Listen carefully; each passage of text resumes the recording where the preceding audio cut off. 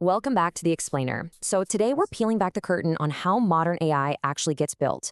Going from just raw, messy internet data to that highly engineered conversational assistant sitting on your phone right now. We see the end product, and honestly, it feels like magic, right? But today we're looking at the actual blueprint. Think back to when ChatGPT first burst onto the scene. Developers were, quite frankly, a bit disoriented. But the real shock, it wasn't just how massive the model was. The true shock was the sheer explosion of new possibilities it suddenly unlocked. I mean, this wasn't just a tiny bump in metrics, it was a total game changer that completely lowered the barrier to entry for developers everywhere. To really understand how these possibilities are engineered, we're drawing directly from an incredible resource, AI Engineering Building Applications with Foundation Models by Chip Huyen. And what this book reminds us is that beneath all that perceived AI magic, there is a very systematic, tried and true engineering process. It's basically a high-tech assembly line. And we are going to walk through exactly how these foundation models are built from the ground up. All right, here's our roadmap for today. First, data curation and bottlenecks. Second, the transformer engine. Third, post-training and human alignment. And finally, number 4, sampling and hallucinations. Okay, let's dive into part 1, data curation and bottlenecks, the raw materials. So historically, gathering AI data was kind of brute force, just use what we have.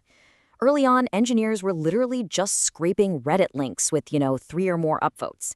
It screened out pure junk, sure, but let's be real. Reddit isn't exactly the pinnacle of propriety. But modern engineering? It's all about highly curated, ultra-specific data. Actually, in one wild example, researchers used 7 billion tokens of premium coding data to train a relatively small 1.3 billion parameter model. And guess what? It completely blew much larger models out of the water. The big takeaway? Smaller, smarter models running on premium data absolutely win. And that right there illustrates why curating data isn't just nice to have, it's literally a survival tactic. Take a look at this chart.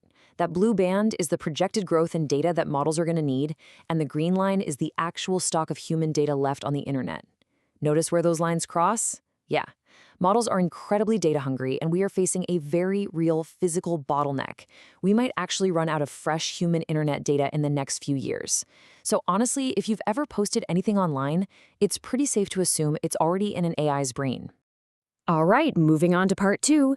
Inside the transformer architecture, the engine. Now, if you've ever wondered what the T in ChatGPT actually stands for, here it is, the transformer. It was introduced back in 2017 and completely revolutionized the field using this thing called the attention mechanism. Now, in tech years, 2017 is basically ancient history. Yet, the transformer has maintained this crazy, sticky dominance. Why? Because it's been heavily optimized to run at massive scale on the exact hardware we have today. It is exceptionally hard for any new architecture to come along and unseat it. But, the transformer definitely has its quirks. A massive headache for engineers is its autoregressive nature. So get this. These models generate text sequentially, token by token, word by word. If it takes 10 milliseconds to generate a single token, it takes a full second just to give you a 100-token response. And in a world where we all expect apps to react in under 100 milliseconds, that slow sequential generation creates a massive latency challenge. Squeezing that speed down is a huge subfield in AI engineering right now. Okay, let's look at part 3, post-training and human alignment, the refinement. So a raw, pre-trained base model, that is not a product. It's really only optimized for one thing, and that's text completion. If you say hello, it might just complete it with goodbye, instead of actually answering your question. Plus, because it essentially ingested the entire open internet, its raw outputs can be, rude, toxic, or just completely factually wrong. To fix this, engineers use something called supervised fine-tuning. They feed the model thousands of pristine, conversational examples. That way, it learns to stop just finishing sentences and starts acting like a polite, helpful assistant. But here's the tricky part. How do you mathematically teach a giant model what humans actually prefer? Well, it comes down to this incredibly clever process called reinforcement learning from human feedback, or RLHF. And it basically breaks down into 2 logical steps. Step 1, you don't even train the main AI. You train a second, smaller AI, a reward model, whose entire job is just to score how good an answer is based on human tastes.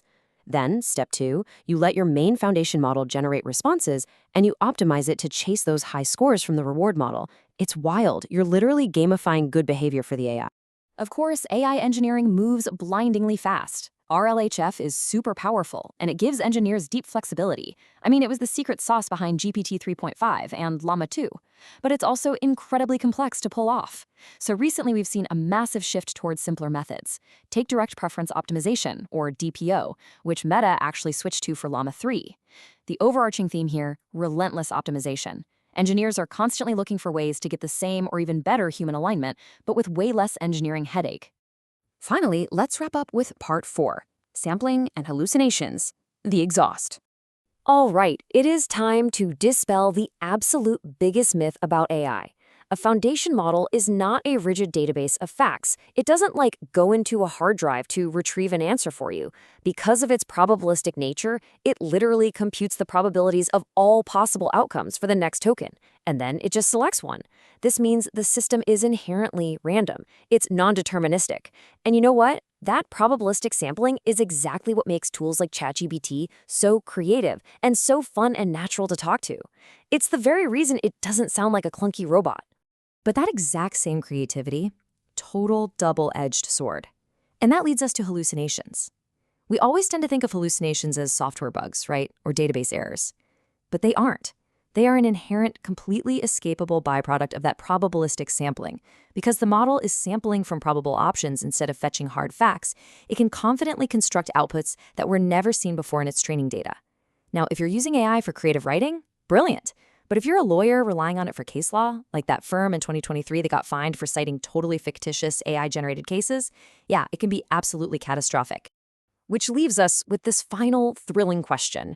We've seen the incredible engineering that takes messy data, shoves it through a transformer, aligns it to human tastes, and embraces its random nature.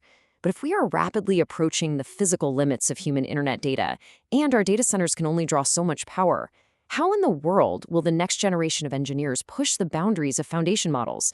Are we going to see radically new architectures? Or maybe models training entirely on synthetic, AI-generated data? The foundation has been laid, for sure.